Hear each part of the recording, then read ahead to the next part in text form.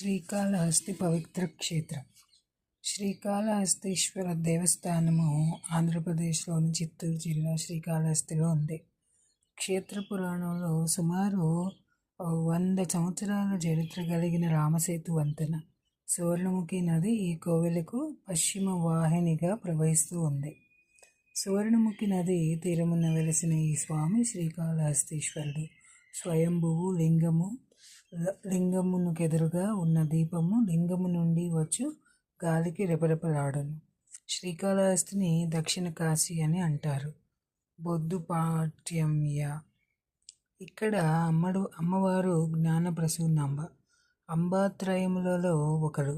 శివలింగము ఇక్కడ వర్తులాకారము వలె గాక చతురస్రముగా ఉంటుంది. స్థల పురాణముల ప్రకారం ఇది బ్రహ్మకు జ్ఞానమును ప్రసాదించిన ప్రదేశం.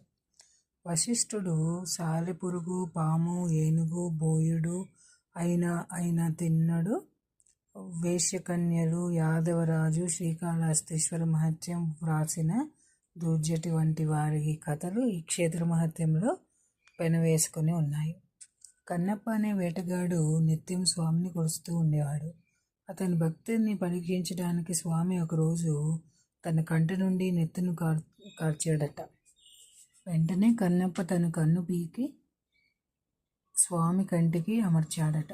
అప్పుడు స్వామి రెండవ కంటి నుండి కూడా నెత్తురు కారటం మొదలైంది. భక్తుడైన కన్నప్ప సందేహించకుండా తన రెండవ కన్ను కూడా పీకి స్వామికి అమర్చాడు. స్వామి ప్రత్యక్షమై భక్తుడికి అయిన కన్నప్పని కరుణించి ముక్తి ప్రసాదించాడు. ఈ దేవాలయం చాలా పెద్దది. పైకప్పుపై రంగులతో చిత్రించిన అనేకముల చిత్రములు ఉన్నాయి.